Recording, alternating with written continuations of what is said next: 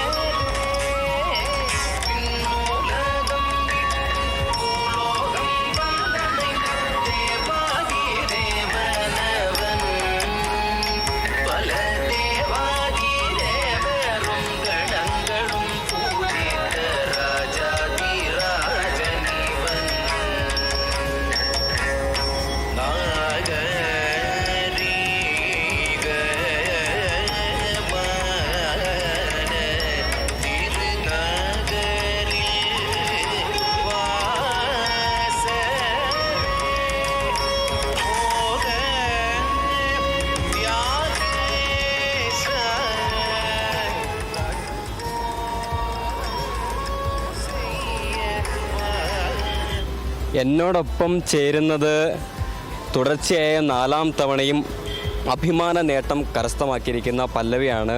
പല്ലവിക്ക് ഒരു ചെറിയ സങ്കടമുണ്ട്. ആദ്യം എന്താണ് ആ സങ്കടം എന്ന് പറയാം. എന്താണ് ആ സങ്കടം? കലോത്സവ വേദികൾ ഇനി ഇല്ല, +2 ആയല്ലേ? ലാസ്റ്റ് വർഷമാണ്. ഭയങ്കര മിസ് ചെയ്യും. ഒരു പ്രാക്ടീസ് സെക്ഷനും അല്ലെങ്കിൽ ഒരു സബ് ജില്ല എന്നുള്ളൊരു പ്രാക്ടീസ് സെക്ഷനും എല്ലാം കലോത്സവ വേദിയും എല്ലാം മിസ് ചെയ്യും ഭയങ്കരമായിട്ട്. തുടർച്ചയായ 4ാം തവണയും ഒരേ ഐറ്റത്തിൽ ഒരു ജില്ലയെ പ്രതിനിധീകരിച്ച് എത്താൻ സാധിക്കുന്നു എന്നുള്ളത് ആർക്കാണ് ഈ നേട്ടങ്ങളെല്ലാം ഡെഡിക്കേറ്റ് ചെയ്യുന്നത്? എൻ്റെ മെയിൻലി എൻ്റെ ഗുരു. ഞാൻ തുടർച്ചയായിട്ട് ഭരതനാട്യം 3ാം തവണയാണ് എൻ്റെ ജില്ലയിൽ ഫസ്റ്റ് വരുന്നത്. 10ാം ക്ലാസ് മുതൽ ഇപ്പോൾ +2 വരെ തുടർച്ചയായി എൻ്റെ ജില്ലയിൽ ഫസ്റ്റ് വരുന്നു.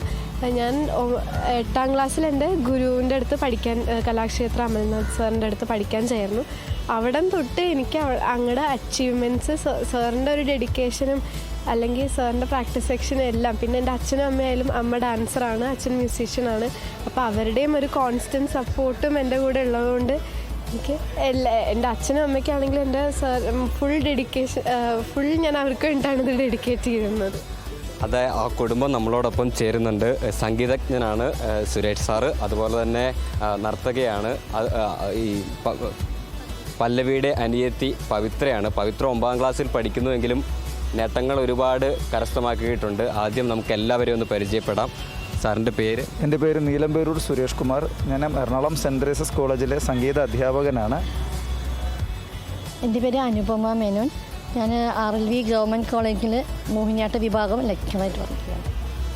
ഞാൻ പവിത്ര സുരേഷ്. ഞാൻ സെൻറ് തെരേസാസ് സ്കൂളിൽ 9ാം ക്ലാസ്സിൽ പഠിക്കുന്നു. പാട്ടൊക്കെ പാടാൻ പറ്റുമോ? പാട്ടെല്ലാവരും ഇൻസ്ട്രുമെൻസാണ് വായിക്കണേ. വയലിനും ഫ്ലൂട്ടും ഞാൻ പഠിക്കുന്നുണ്ട്. ഈ നൃത്തമാണോ അതെ സംഗീതമാണോ ഏറ്റവും കൂടുതൽ ഇഷ്ടം? ഞാനിപ്പോൾ സംഗീതം ഇൻസ്ട്രുമെൻസൊക്കെ പഠിക്കുന്നതുകൊണ്ട് ഞാനിപ്പോൾ സംഗീതത്തിലാണ് കോൺസെൻട്രേറ്റ് ചെയ്യുന്നത്. അപ്പം ഇവരുടെ കയ്യിലൊരു പ്രത്യേക ഐറ്റം കൂടിയുണ്ട്. കലാകുടുംബമാണ്. അതുകൊണ്ട് തന്നെ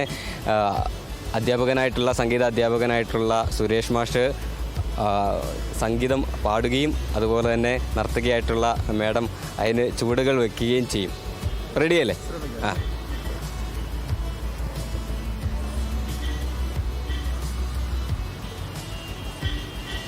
രാധ മുഗ്ധ മുഖരവിന്ദ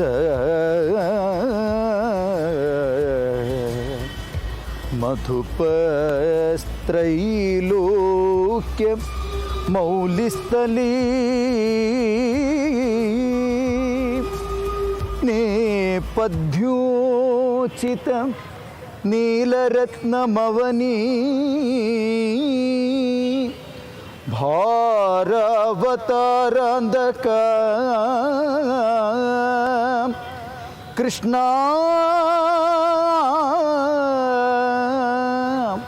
ഭാരവതാരാന്തക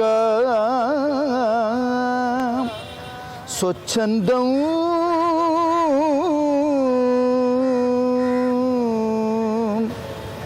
സ്വച്ഛന്തം